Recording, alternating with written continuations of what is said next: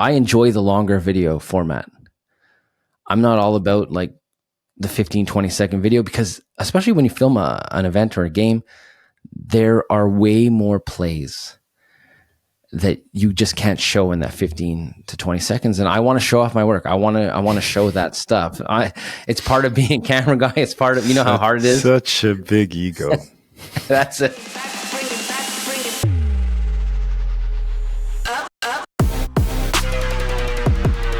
Welcome back to a Game Day Glare. My name is Ish. I'm here again with my man Lance. How are you doing? I'm doing good. Episode 21, by the way, which means we're part of the 1% podcast. According to Gary V, most podcasts don't make it past episode 20. Well, what do you think about that? Well, I think it's time to get on Gary V's podcast. Yeah, it would definitely help ours grow for sure. So if anyone has any hookups for Gary V, exactly. Maybe after today's episode, we'll hear from him because it's a big one. It's we're talking hype reels. So how to film for them, how to edit them, what do you need, what is it for, what's the purpose of it, the whole shebang. And this is a question you get asked a lot on your YouTube, right? Everybody wants to know how to make a hype reel.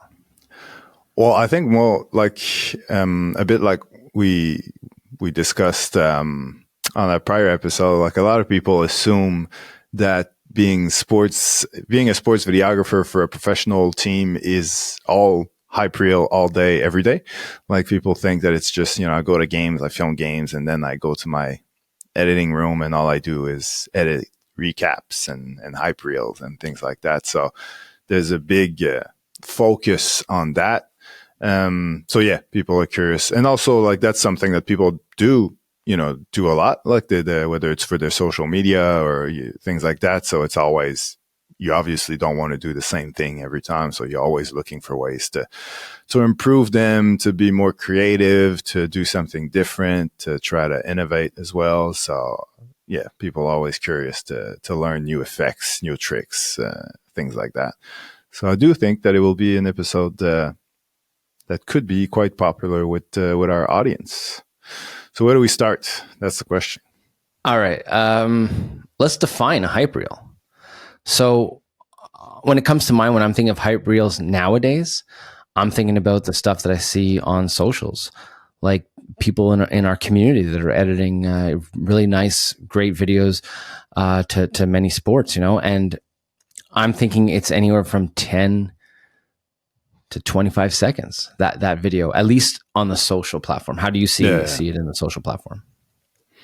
Yeah, no, I agree. I think, for social media purposes, yeah, it's exactly what you described. I think it's also, obviously, you can see a hype reel in arena, on a professional sort of stage, on a big screen. And in that scenario, it's a bit different.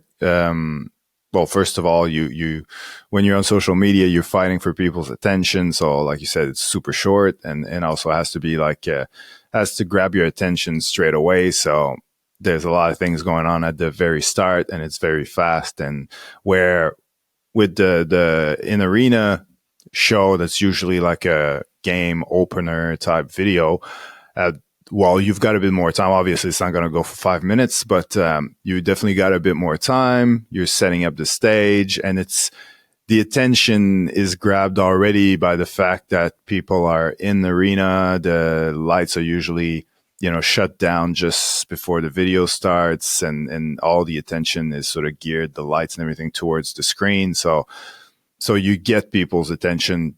Let's be honest, a lot of them will just be drinking beers and talking and not really care, but most of them will watch. So you've got more time to set up and do something that's has a bit more of a story to it than the social media version, I would say. And but I think that at the end of the day, the common ground between both types is the fact that it's like people think that it's all about, I don't know what people think, but a lot of people think, I'd assume, that it's all about action and effects and things and that. But there's hype is in the name for a reason. Like, I think it's more about emotions. I don't know if you agree, but I think like it's more of an emotion thing. Like, you got to get, when it's on social media, you want to have these emotions that are, oh, this is exciting. This is very like, there's a lot going on and I'm excited about what I see and stuff. Where in the arena, it's a different emotion. You're probably like excited about the game that's about to start. So you see your favorite players, you get them, you're all pumped up, you're ready to go. So yeah, to me, hype reels equals emotions. What about you? I think you hit the nail on the head. Listen, in game for pro sports, you want to get hyped. On socials, when I watch reels, I want to get motivated and inspired, at least as an editor. It's a much better way to put it, by the way. Pardon? So that's a much better way to put it. Like, you see motivations and thing. Your English is better than mine, I noticed. Yeah, well, I am English. Your French is better than mine. In-game hype reels, though, you have time to tell that story. You can show those nice establishing shots. You can go a minute and a little bit longer in game. I would suggest a minute because it is supposed to be just hype. But you have time to get the people ready for that game, for that event. On socials, you don't have that time. So I had a hard time adjusting from doing stuff for in-game to doing stuff for people on socials. And that's because we were taught, and we always did these videos where we built up a story where we showed lots of arena shots or locker room shots and not really action till a certain segment or a certain beat in that song. And the first couple times I did hype reels on socials, I was still in that mindset of, okay, I'm going to build the story. And then all of a sudden it just switched and it clicked that like, hey, let me show the best play right off the bat and get people hooked so they stay and watch my video. When in game, they're already in their seats. They're already there. Yes, they might be talking or having a beer like you would be doing, but you're there. You don't have to. You're not fighting for their attention. On social, you're fighting for their attention, or you're trying to promote somebody else. If you're editing their highlights, like they want to be seen. So it took a while for me to adjust and be like, okay, I got to show the best plays now. Because when you work for a team, we were always saving those best plays for those hype reels at the end, because that's where you want to get the crowd into it and get them really hyped up. And you're like, bang, bang, bang with clip after clip after clip. And social, I feel like I'm working backwards because I don't know if anyone's going to make it to the end of my video.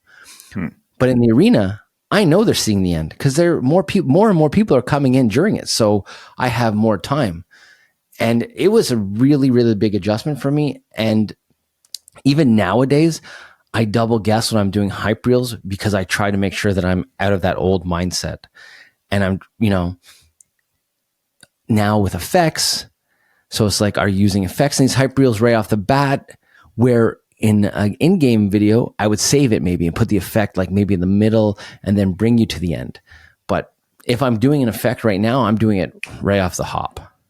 Yeah. What about you? Did you have that hard time changing with that mindset? Because you were doing a lot of stuff for Game Prez and for teams.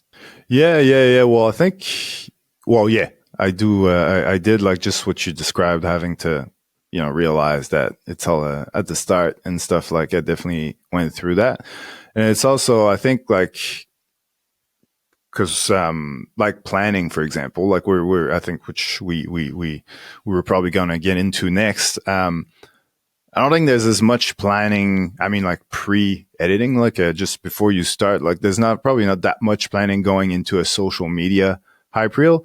But for in arena one that's longer, that's probably going to play, if not every game, it's going to play a few times.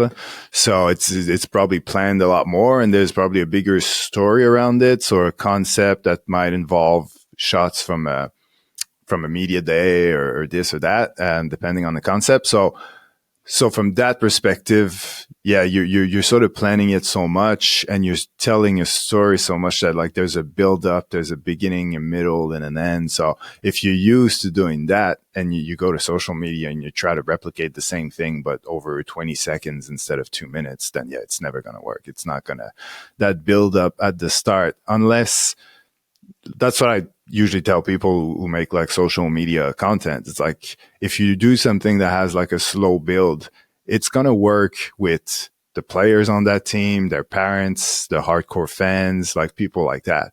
But no one else is going to care. Like this, it's going to, you're going to touch some people, like the very specific people, but everyone else won't care. So if you're doing a video for the team, specifically for the players, let's say you're a parent and you're making a video for the kids, go nuts.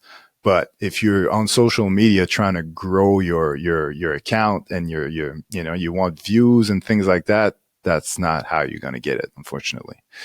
But there's many ways to do different things. But yeah, that's my advice.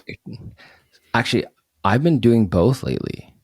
I'll do, like, say if I'm filming an event, I'll do a quick hype video, and I'll also do a longer format for YouTube, where it's like, okay, this is to show everybody, show the world on social media, like, hey, let's get the clicks, let's get people to this account.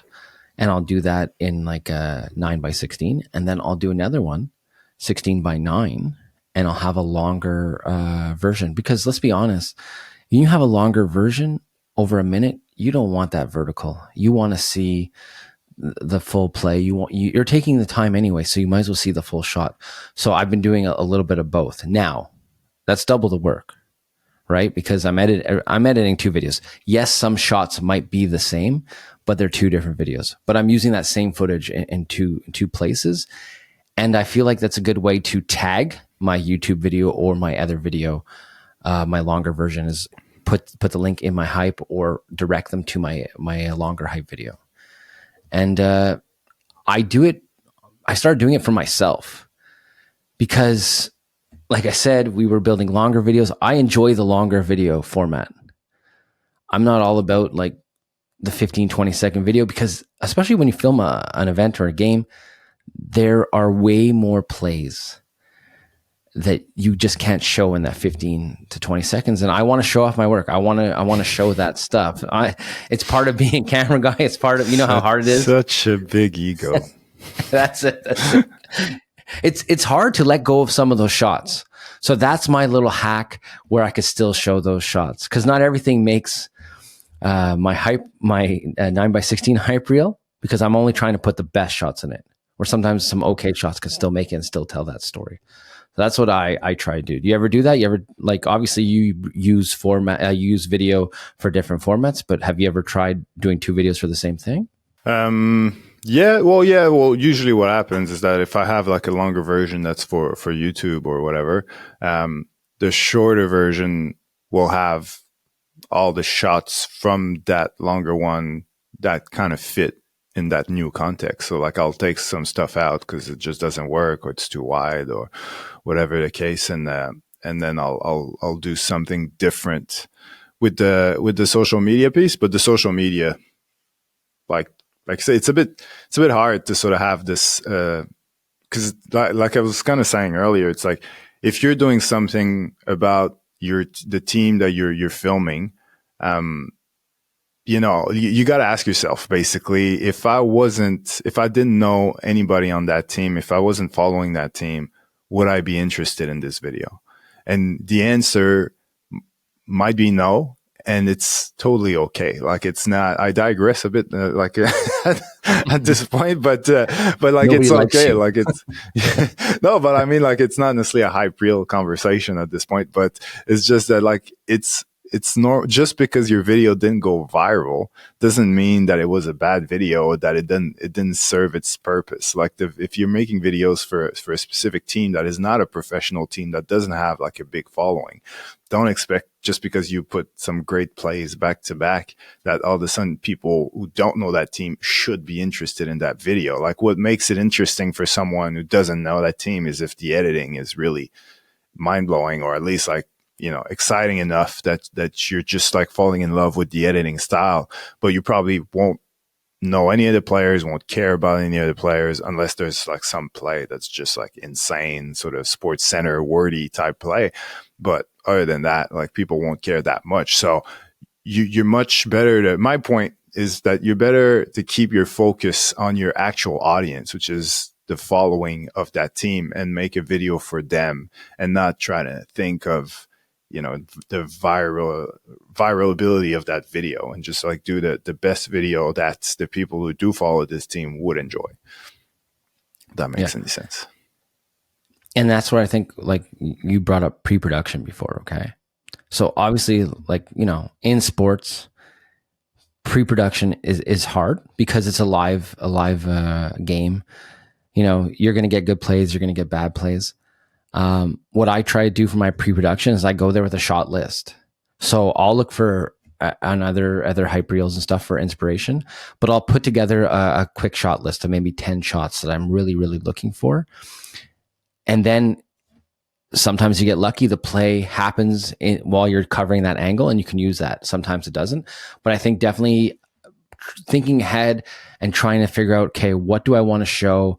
What kind of edit am I trying to do? What kind of angles am I looking for? And it all varies, obviously, with the sport. But I think if you go in there with a game plan, it's going to make your edit a lot easier.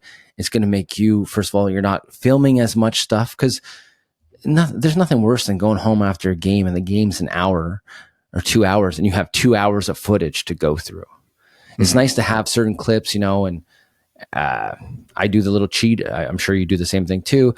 After a good clip, I'll put my hand in front of the camera, press record, stop, boom, and then I just look later on in my browser. Okay, that's a good clip. That's a good clip. That's a good clip. If I'm rushed, But me going in with a little plan definitely helps me, because I know which angles I'm looking for. I know what kind of plays I'm looking for, and I already have an idea. I'm already thinking about how I'm going to add those different angles together. So what type of shots are you looking for? Honestly, I want to mix it up. So I want some close-ups. I want some following plays. I want some high shots. I want fan shots.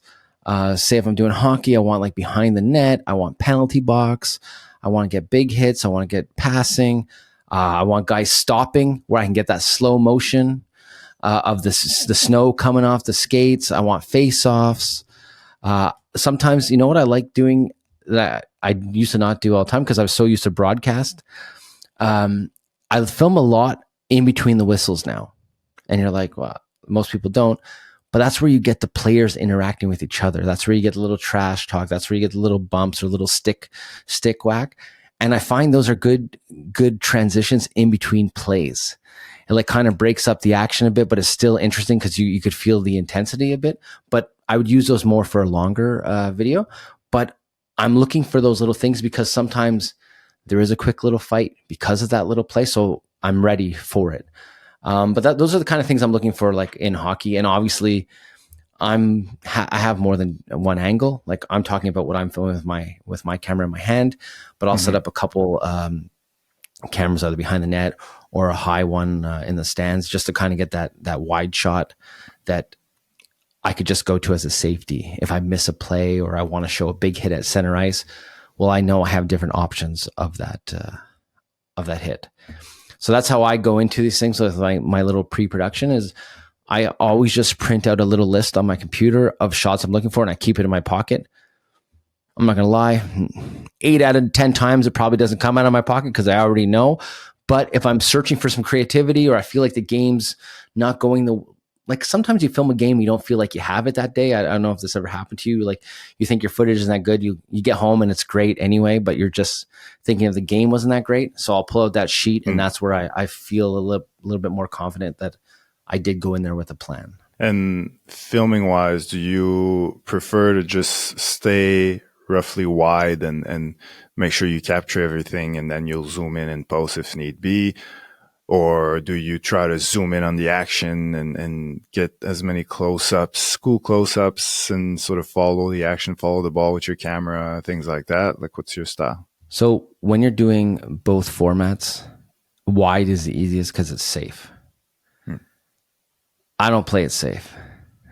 I don't play it safe. Okay, Maverick. That's it. No, I go for a bit of everything, honestly, because like I'll take a chance on a nice close-up shot, and if I miss it, I miss it.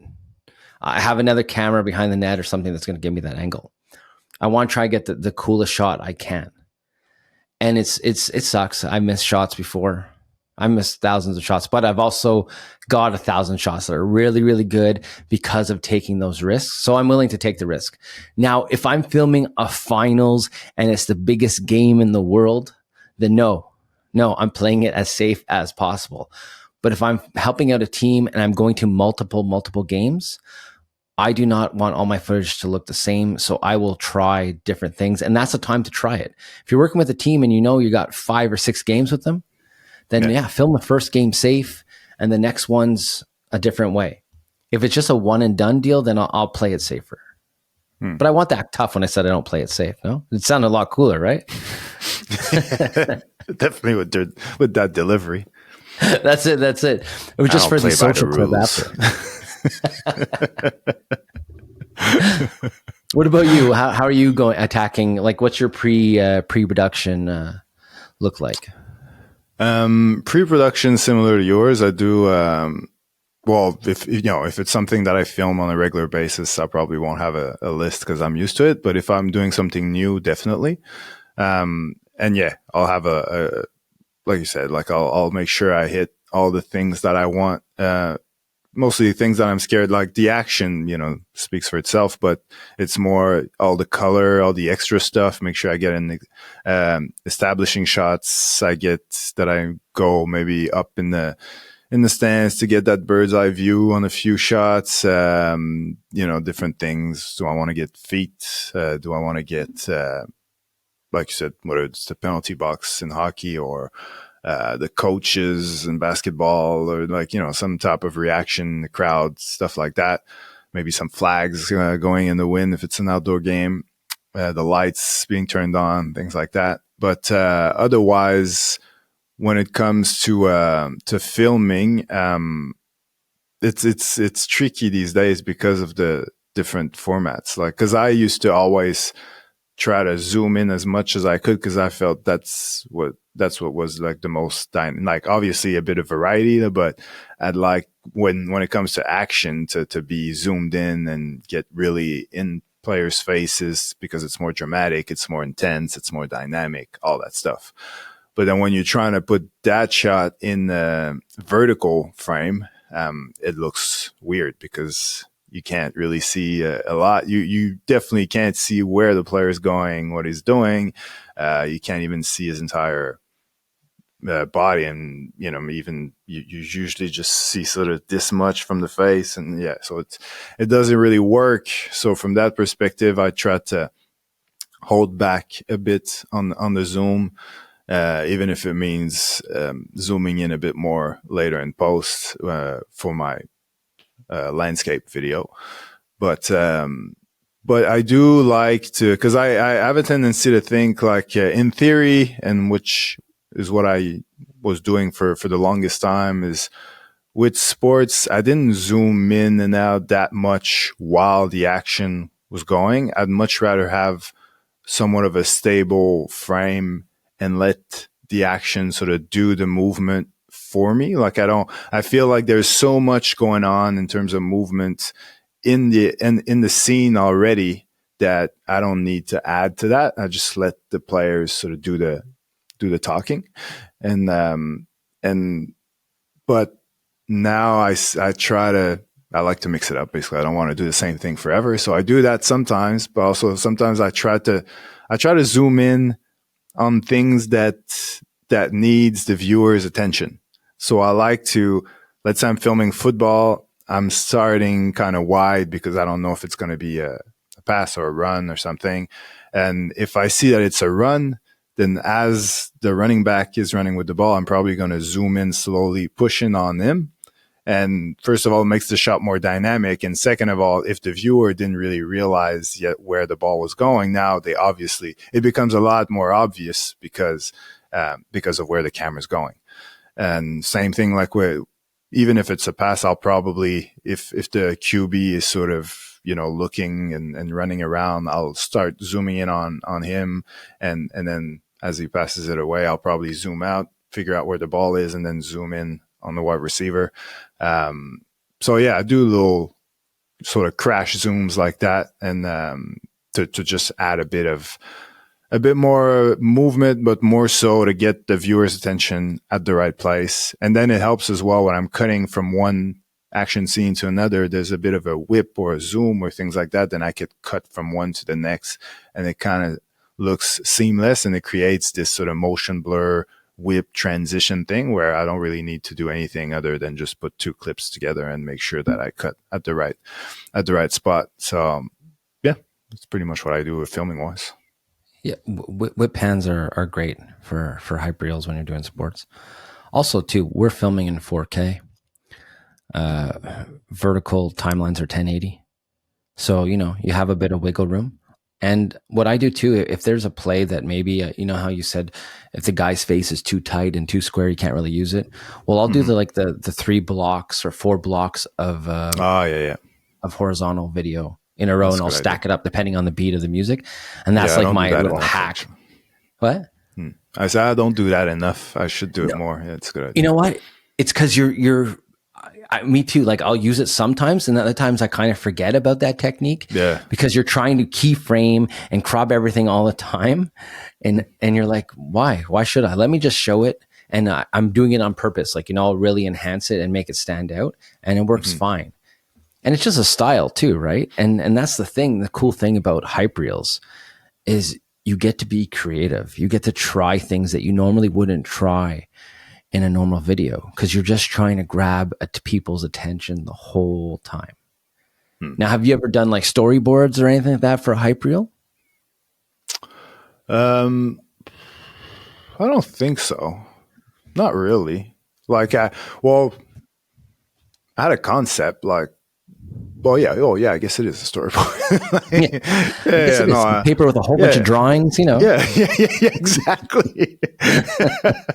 I did spend a week and rewrote the whole thing, and I had to get it approved.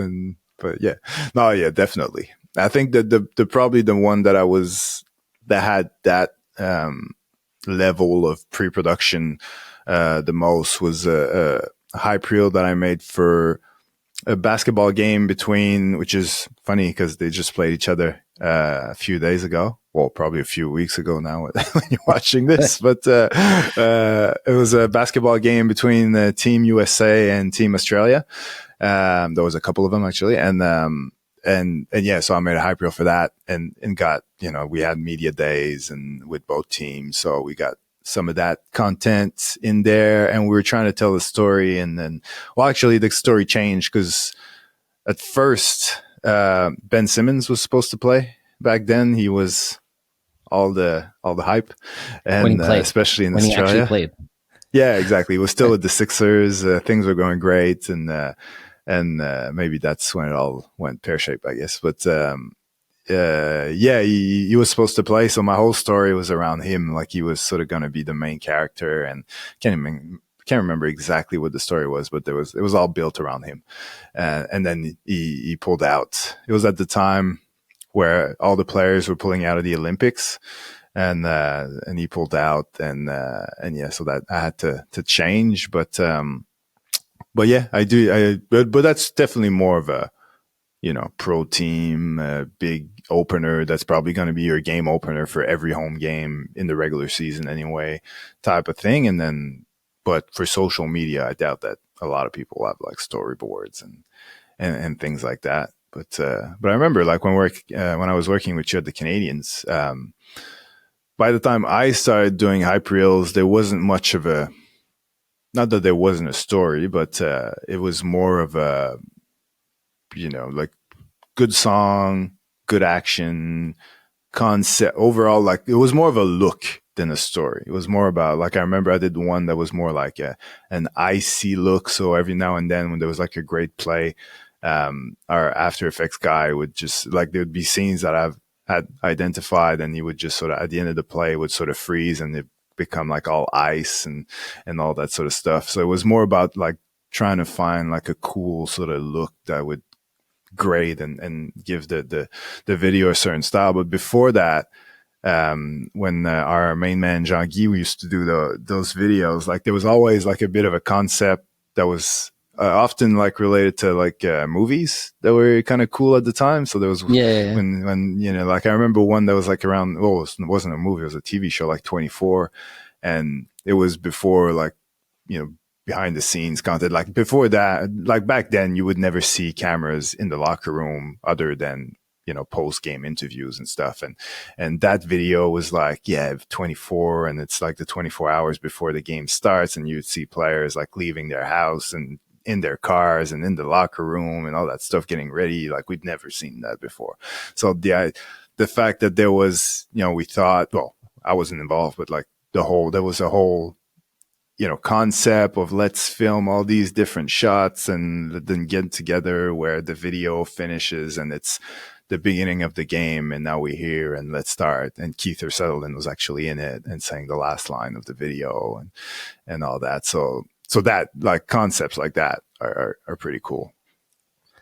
Yeah. But, well, having Kiefer unfortunately, I Sutherland, didn't get to meet Kiefer Sutherland. So. No, he just mailed in his voiceover. Actually, no, I think he was on camera.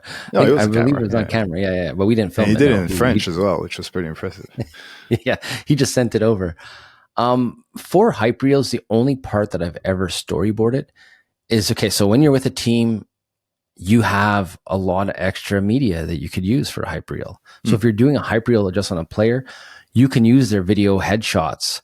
And like, we do these beautiful headshots where there's lights in the background or an LED board in the background, and they're doing goal celebrations or showing their pumping their jersey logo out, stuff like that.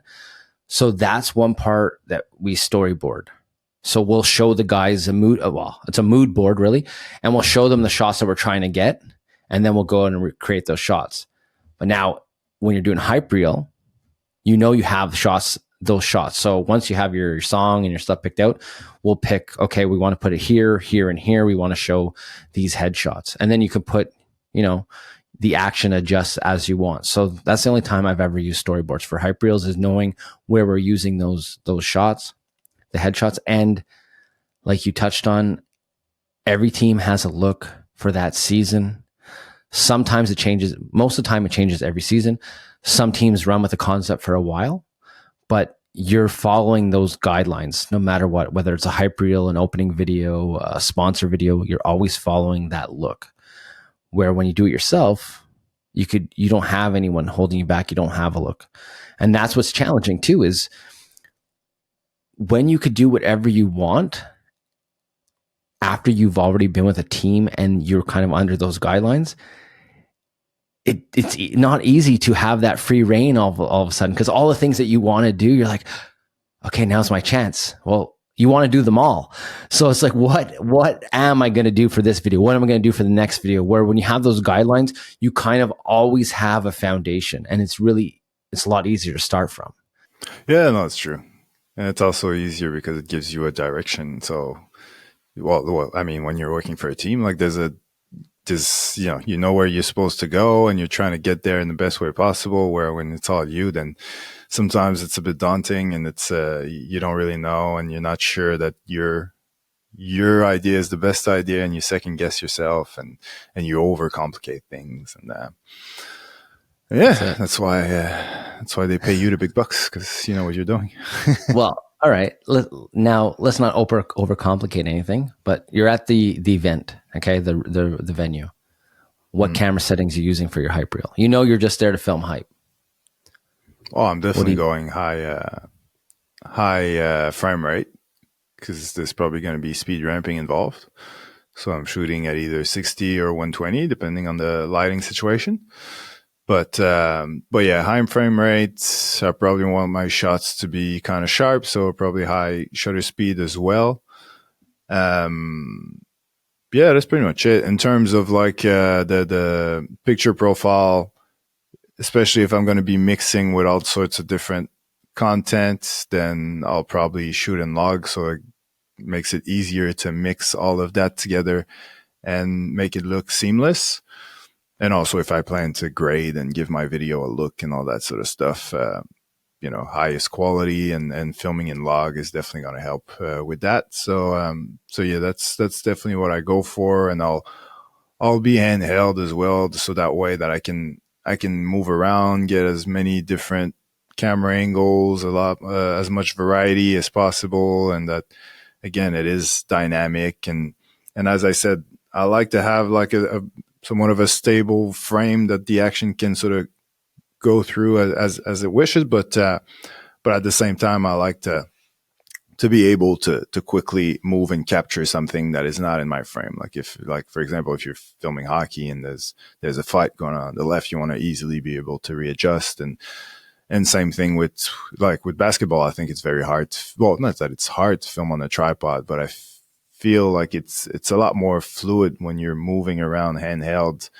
because it's going in all sorts of directions, because the shots are going quite high, and then the action's on the floor, and there's passes that can go, from one end to the other pretty quickly. So I feel like handheld, it's easier to follow all that. So yeah, that's definitely my way to go. And yeah, try my best. And like you said, same thing. Like when there's a good play, the next shot, I'll just put my hand in front of the lens so that it serves as a marker when I'm in the edit, and then the fun begins. What about you? It's funny when you do that marker though, and you have people like in the stands watching you, and they're looking at you like, "What's this guy doing?" And then you explain to them, and they think you're the smartest guy ever. But when they're judging you when you're doing it, they're like, "Why is he putting his hand in front of his lens?" Yeah. And it's surprising that cameras these days don't have the ability to just push a button and add a marker Yeah, to a clip. there might be. I On don't know some other what goes cameras. into it, but it feels like it wouldn't be that complicated, and a lot of people would love it. I remember Nikon used to have like a voice recording when you would take photos. So if you did team photos, you could say the player's name and stuff like that. Okay. A long time ago, a couple years ago. My setup would be very similar to what you just said, except I'm going to go to 24 frames or 30 frames for pre-game and post-game. So when guys are getting on the field and that, since it's a hype reel, I'm not going to slow it down. I want it faster. I want a faster pace. So that's why I'm going with that. For the game action, I might need it later on. I might need the extra frames. So 9 out of 10 times, I'll do the higher frame rate. I have in the past, and I do sometimes too. I'll just put it in 24. I like to look a little better.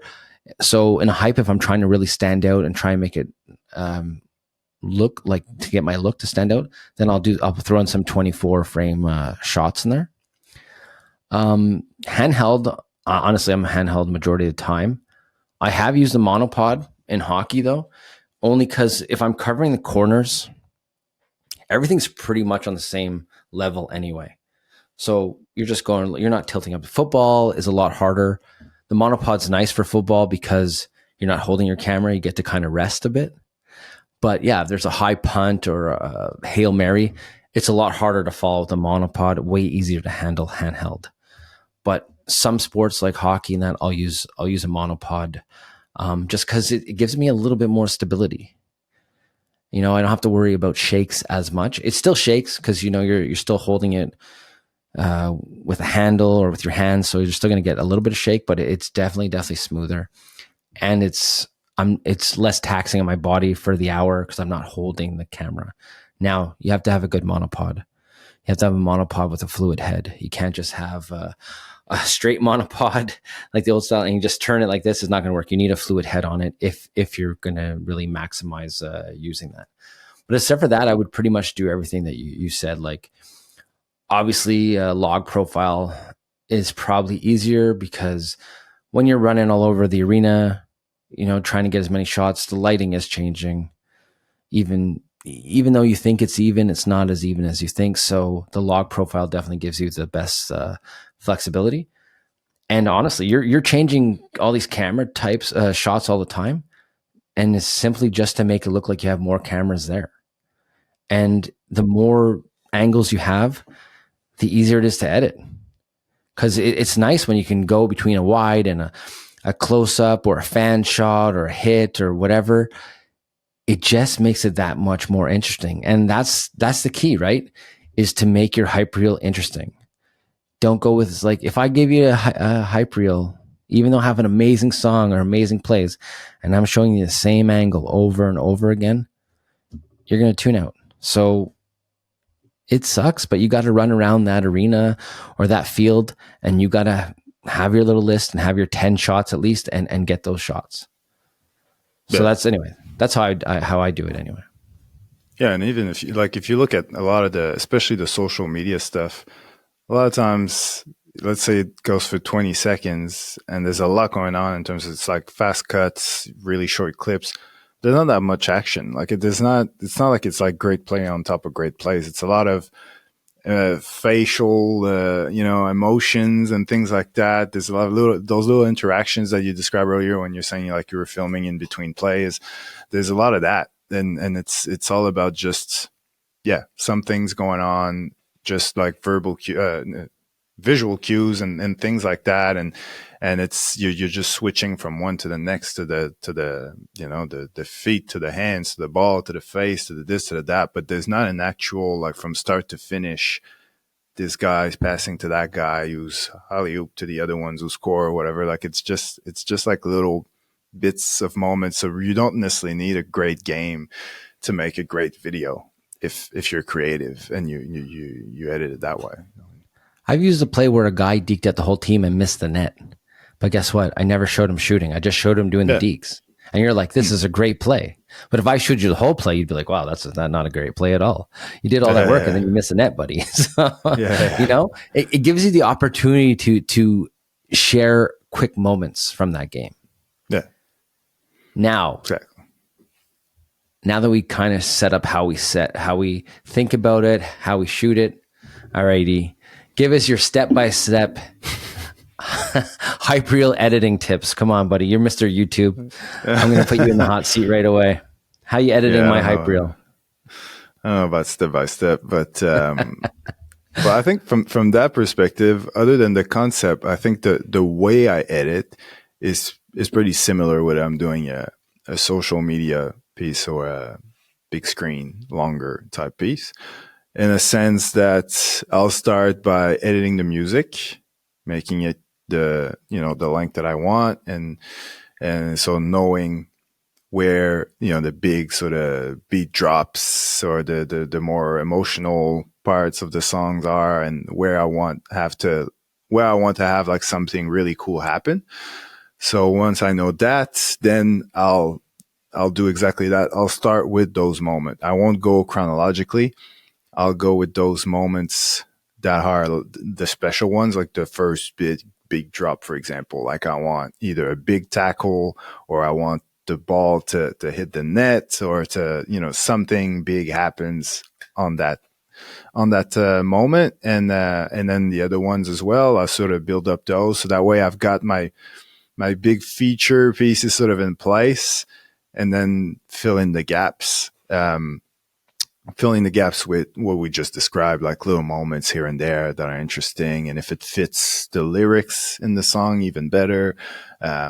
Or maybe there's a bit of an instrumental part where I'll add some commentary, depends on the type of video, the concept and all that. But yeah, I'll fill in the gaps in many different ways. And also like fast cuts, definitely. And even I often speed up the shots that are not necessarily like being, there's no like slow motion or speed ramping or whatever, like just something that appears to be normal speed often is actually like 110, 115% speed, just to make it more dynamic and allow me to basically put more stuff into that gap. And it just makes it better, it makes it look better, it makes the players look better, everybody wins. And then I go by layer. So like the first step is the music, the second step is just pure video editing. Like I don't go into effects or colors or anything like that. And once all that is locked in, and then I build up and also build down, in the sense that then I'll add, whether it's commentary, sound effects, all that sort of thing.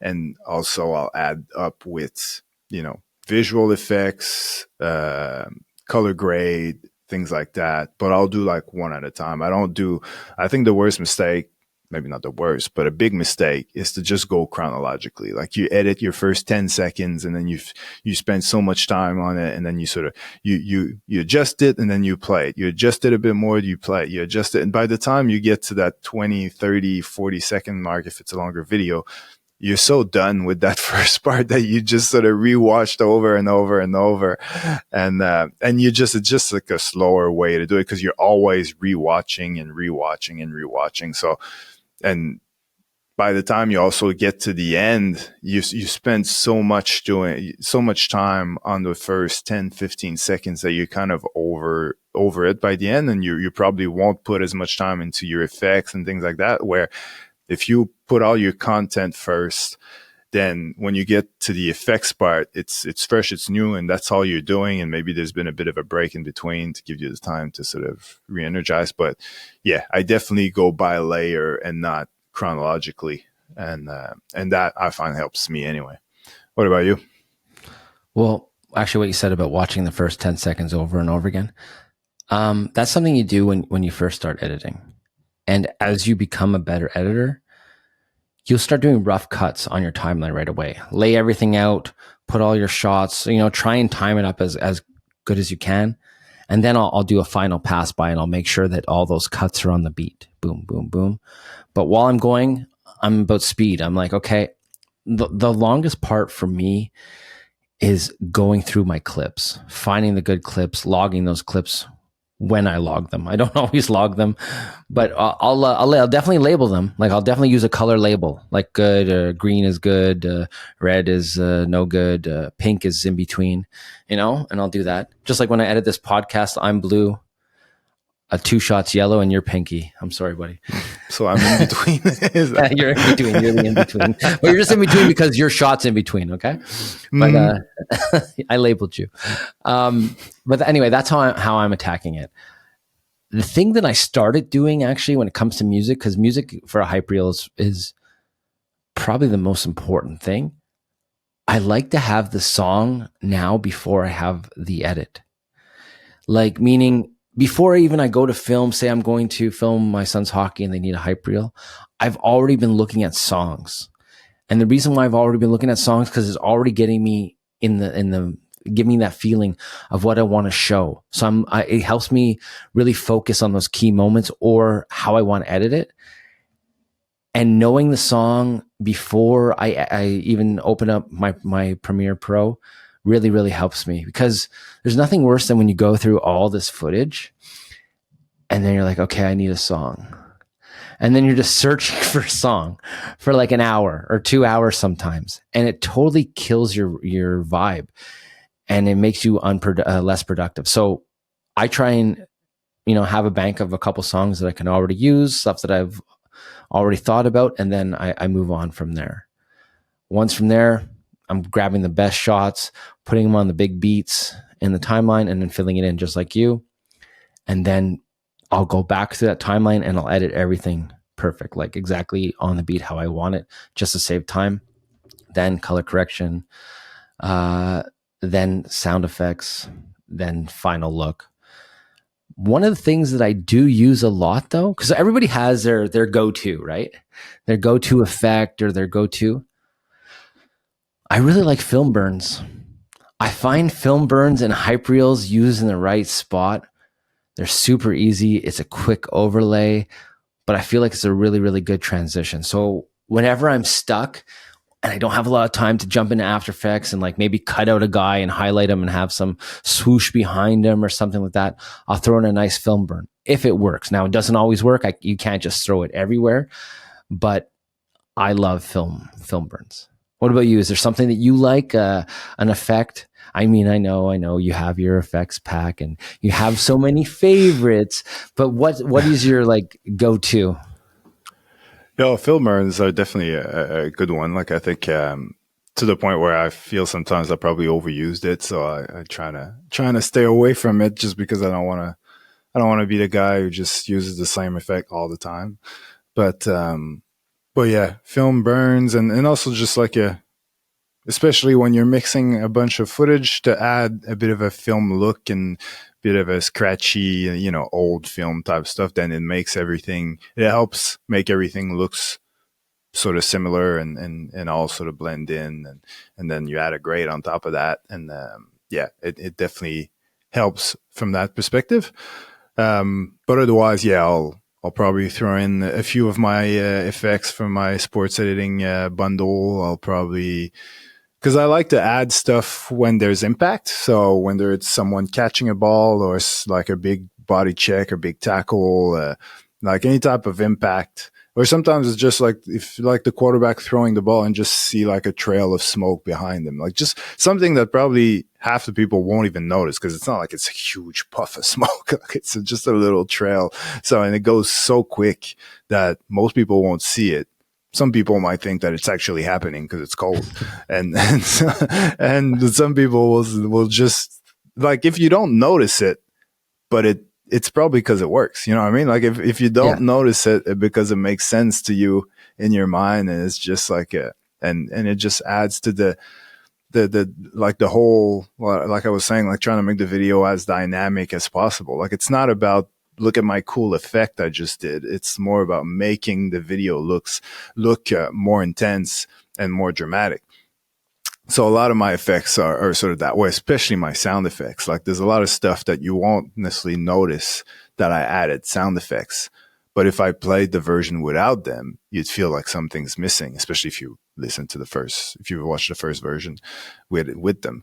So it's more about making everything. Like I remember in one video I had like, I got a shot of it was a soccer game and the player sort of cracked her ankle. Well, it didn't crack. Like she sprained her ankle, and I got the shot of her spraining her ankle while she was playing. And I added, as it happened, like I zoomed in on the ankle and you can see it twist, and I added like a crunch sort of sound effect, and that made it so much cooler and so much more real. And same thing, like when a quarterback throws the ball, I might add like a little like whoop, like a little like from my sound effects back. It's actually a lot of the time it's like a baseball bat swing or a golf swing. It's just like a whoop, but it makes sort of the sound of someone who would be throwing the ball so hard that it actually makes a sound in the wind sort of thing. So it's like, yeah, these little things that I like to add that you might not even notice because it kind of makes sense. Like in a cartoon, you would definitely hear that like on TV. So it kind of makes sense that way. You probably don't even notice it. But if I was to put that sound effects like super loud, you would say like, okay, this is all fake. But because it's subtle, it just works. It just makes it more dynamic. And yeah, that's what I like to do. So to add little things here and there that are not super over the top, but just add that little something that makes it all come together. No, but having a set spot on your hard drive or computer where you have your effects speed up time and just enhances your video. And even in hockey, like every time there's a hit, I'm always putting a sound effect in. Even if I leave the original noise there of the original hit, I'm still putting something else there behind it to enhance it. And you know what I've done in the past? I did it more when I first started editing, is I would close my eyes and I would listen to my edit to see how it sounded and to see if I can visualize that hit, visualize that slap shot, visualize that at bat in baseball, stuff like that. And it really, really brings your video to the next level because audio is so huge. Now, the only tricky part is on your phone, are people listening with audio? Like there's so many studies out there that some people like, all our podcast clips, we put subtitles. But I'm assuming if you're watching a sports highlight video, you have the sound up or you have your AirPods on or whatever, Yeah. But even if people aren't listening to it, I'm still putting the sound effects in for me because I want to put out a good hype reel and I want you to feel like you're there. And that's the reason why you have those sound effects. Yeah. Well, I feel like for me, audio is just, it makes the video better. It just makes you enjoy what you're looking at.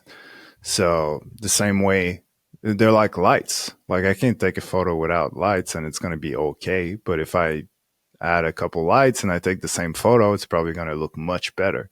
So it's the same, same principle basically. Yeah. Well, because your standards get higher. The more hype reels you edit, the more your standards will get higher, the more you're going to add elements like effects and sound effects and all that. And it's funny you say lights. Like, you ever do a shoot and you don't have lights? Not that we don't have lights, but like, oh, it's like a run and gun shoot. Just go and film Yeah. this, and you're filming in this room, and you're like, oh my god, I wish I just had an extra light here or a little fill here to make it look that much better. Because I feel like, when you're in an unlit room, I'm like, I might as well just be filming with my iPhone. Like, the only Yeah. difference is I'm not going to have a shallow depth of field, but like, I feel like it's the same shot. And as you become pro, you want to add those little elements to make sure that people know you're a pro. And that's how they know you're a pro, with the effects, the timing. First of all, if you could time your clips properly and you know how to cut in between, like, a wide and a extreme close up and stuff like that, it's going to make you look more pro. And sound effects. Sound effects will make you pro, and it will get your client happy about your hype reel. If you're hired for a hype reel, if you're just doing one for yourself, then I definitely suggest practicing all that, practicing putting in, try different sound effects, try different effects, and see what works. And you'll know what works, because first of all, you're going to see it, and you're going to get your gut feeling will tell you. And then once you put it out there in public, somebody will write on your post and tell you what works and what does not work. True. But I was going to ask, like, when you're choosing music, because you're talking about music earlier, are you going for like a specific mood, or are you just going for like what the players or what the typical viewer kind of enjoys? And are you going like for something specific to the action, or is it just basically you're just trying to find something you like and go from there? So honestly, it's a mix of all those questions. One of the easiest ways, guys, if you want a hype reel and you want to get eyes on it, is find a tune that's really popular right now, that's trending. If you just want to get views, okay, you can use that song. If I'm doing it for a team, I'm asking the kids on the team, like, hey, what are you guys listening to? What do you guys, if I go to the games, I'm listening to what are there in their pre-game warm-ups, what's in intermission, stuff like that. And I'll try and pick something that is kind of in the genre of what they're already playing. And then sometimes I'll pick a song that, like, I used an 80s song for one of my son's videos, and it worked great. It was Journey, and it was actually from the Stranger Things soundtrack. And it worked amazing, but I had to put a lot of sound effects in. I had to grab those key elements, and it was something a little off the cuff, but it worked. So you got to try stuff, and you got to have fun with it too. And even like, I did one, like a fun video, like a fun hype video with a fun song. And I tried to show like, plays, but players smiling, or like when a guy in warm up stepped on a puck and fell down, everyone was laughing at him. Like, I threw that in there because it was a fun song and a fun moment. So go with the mood, go with your feeling, go with what you're trying to get. Obviously, if you're doing a playoff hype, then I want something intense. I want something where you get goosebumps. If I'm doing a game recap and something funny happened in the game, or I don't know, say it was a blowout and you won 10-1, then have some fun with it. Pick a song that's a little more light, something you could, show the fun parts of that game. Not everything has to be so serious. It's a video. So be creative. So I mix it up, but I do try and see what the kids or the players on that team are into. And it definitely helps me, because I realize, I'm a little bit older. My music taste isn't the same as their music taste, so it's important to get there early. No, but you get there early. If you were a year younger, it wouldn't be that bad, but that's it. No, but get there early and listen to what they're listening to and warm up, and you get a good sense of what they're looking for. Get the whole Shazam up. That's it. I've done that. Or like, I'll ask my son, what song is this? And he's like, oh yeah. But the problem with some of the music they listen to is try and find the clean version. That part. That's a whole different ball game. Okay. Yeah, true. But music's tough, man. Music is really, really tough, because it really makes or breaks your video. Yeah, that's the thing that most people sort of are unsure about, like what to use, what not to use. And then even when you say like the using when you use the music that they're listening to, that means commercial music. So where can I use it? Is it okay? Like usually on Instagram, it's fine, because like now, even if because it used to be that for Instagram, for it to work, you you would edit with that music, but then you would mute the music when you export the video, and then just connect it, just add the music in the app. But Yeah. now, and when I say now, it's been like that for a while. Like, you can just export your video with the music, and Instagram will recognize it. And unless it's a track that's not part of their licensing deal, you'll be fine. Like, there's no issues there. But outside of Instagram, with Facebook and YouTube, for example, it's a bit more dicey. Like, it's a bit more complicated because there's money involved with copyrights and stuff. So people are very confused about that. We should probably do an episode about that, actually, about just music in But general. these hype reels, you're not trying to make money off it. They're just to promote a player, to promote the team. Well, exactly. And worst case, you get that warning from Instagram that your music will not play in Russia. That's what happens on a lot of mine. I'm like, I'm really sorry to all the people living in Russia that you have to watch my video with no music. But I will take that chance. I'm sorry. Yeah. Oh, yeah. And like, you wouldn't believe how many people, I'm assuming they're all kids, but it's like, they're like, oh, but how do I do like an NBA edit without getting copyrighted? And it's like, you don't. Like, you will get a copyright, but that's fine. Like, you're doing an NBA edit. Who cares about the copyrights? Like, it's not a strike. It's just all it means is that you won't be able to make money from that video, but that's it. Everything else is fine. And like, oh yeah, but what's the point if I can make money? I'm like, how much money did you think you were going to make? Like, you're not getting rich, buddy. Like, the average person is not making money off their hype videos. Okay. Yeah. Oh. You make money if you build a brand and you do something consistent. Yeah, well, that's the thing, because they see the channels that they follow that have millions of followers. And first of all, they assume that all their videos, because a video has 1 million views, they automatically assume that video is making money, which is so not. Like, some are, but for the most part, they are not. And they're making money otherwise, like with sponsors and with other things, but the video itself is not making money. But all that to say that, like, they see channels that have millions of views on basketball edits and stuff, and they're thinking, all right, I want to do that. But like, that's fine, but don't try to make money on video number one. Like, just do your edits, have fun, do all your stuff, build a following, get your subscribers. And when you're at, I don't know, 10,000 subscribers or something, then start worrying about how am I going to make money with this. And then maybe you readjust, or you find a way to do it legally. But if you're just starting, just have fun.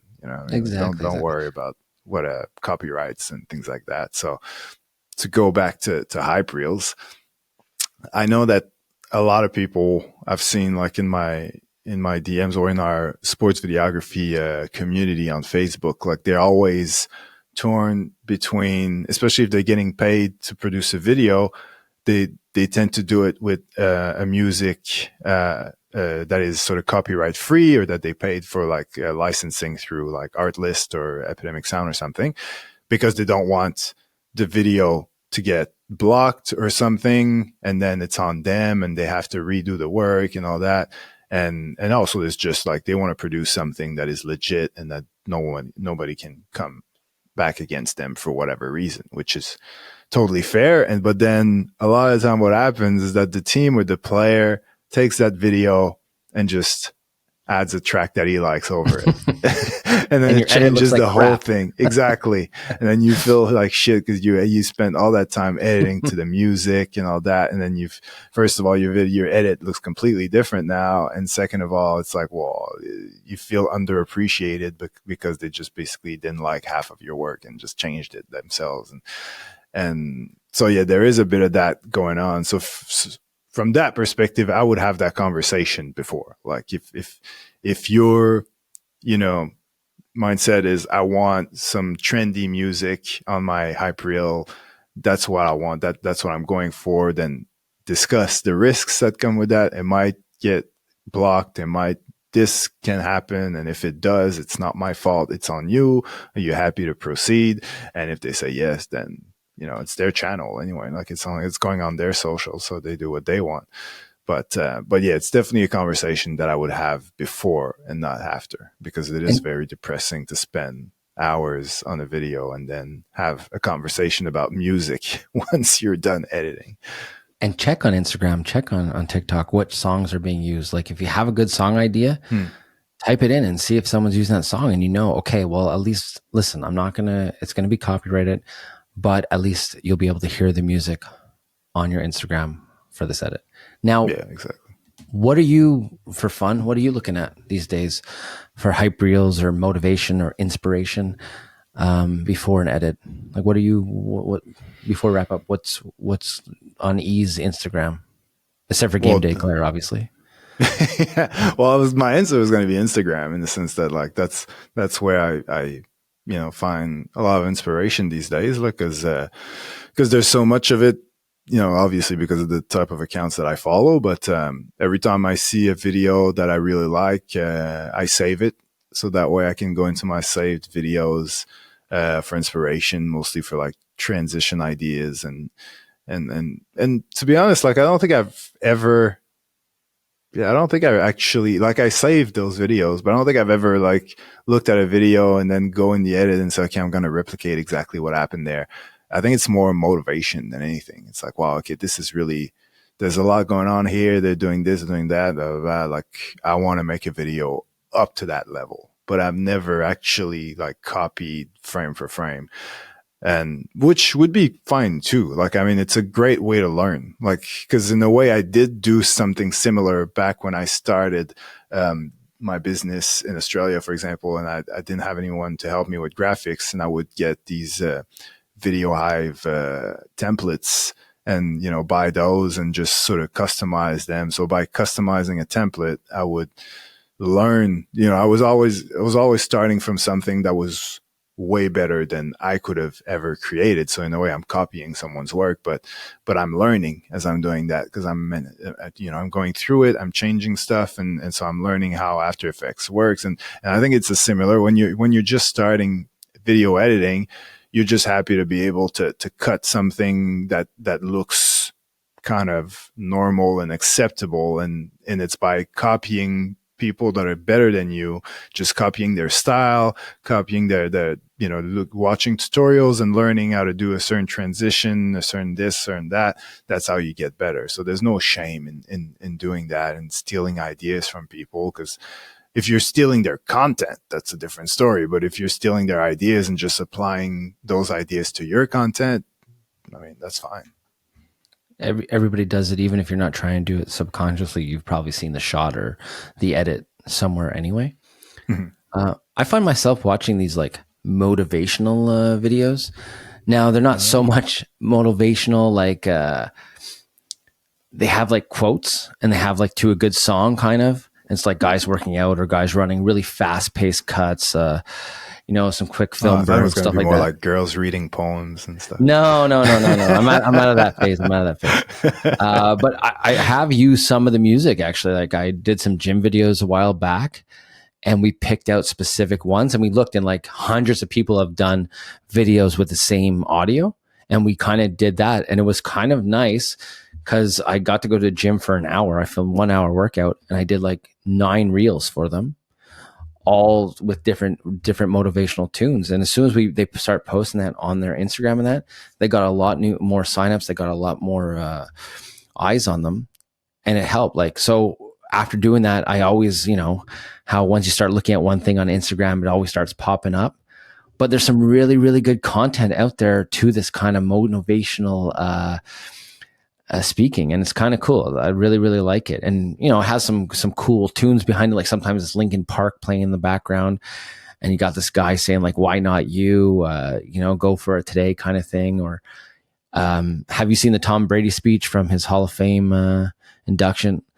Like you take his quotes and that, and you throw them in a hype reel, and you're getting goosebumps. If you edit it properly and find the right tune, you're getting goosebumps because he's telling you like, I'm not that great. I just worked hard, and stuff like that. So that's what I'm really into right now, and I really, really seem to enjoy it. And that's just like a guilty pleasure. First of all, there's some really good edits, but like it gets me motivated too, because it's not always easy to do the regular things in your life every day. When you work for yourself, my hours aren't 9 to 5.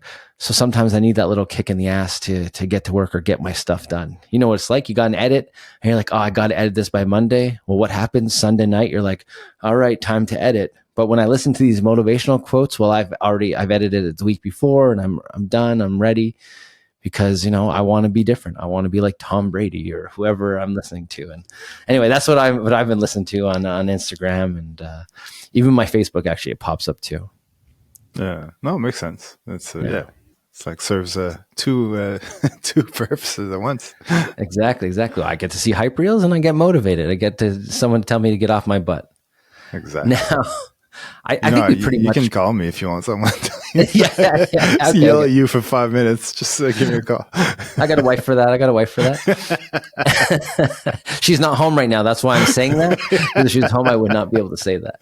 And she doesn't listen to the entire podcast. So you're good. No one in my household listens to our podcast. 15 minutes. Her biggest complaint is, you say it's going to be an hour and you and me talk for 2 hours. Well, yeah. Pre-production, post-production, that's what happens. Exactly. Now, I think we pretty much covered everything hype reel. I mean, obviously, if there's anything that anyone wants to know, slide into our DMs and we'll be glad to answer your questions, or we can even answer your questions on a future episode. Do we have any Q&A today, E? Is there anything outstanding that anyone asked? Or No. I had a few questions, but I think they were more, it was more like personal stuff specific to their thing. I had one person ask me a question this week. And I don't know if it was kind of like they didn't understand or what, but I kind of clarified for them online. Are you Lonzy fans? We had spoke about it in an episode. I had said that I was in Palm Springs. I was filming in 90-degree weather. I popped on my Ulanzi. I filmed for 3 hours. So the person writes to me and says, how could you film for 3 hours? It only lasts an hour and 20 minutes. So I'm like, listen, I didn't have it running the whole time. My camera wasn't overheating. I would turn on sporadically just as a safety, because it was like a precaution. So I turn on, I don't know, say 5 minutes every 20 minutes just to make sure. And that's how I use it.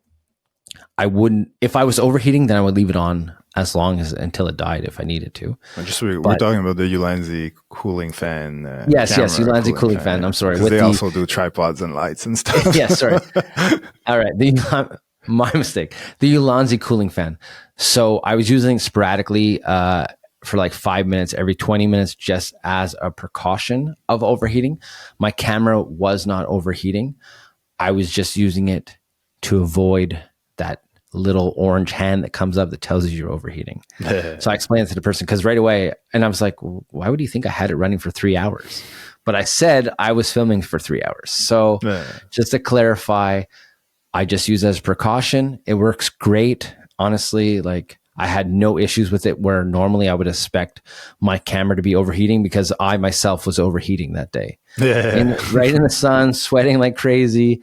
My camera did not overheat because of that little fan. So great little tool.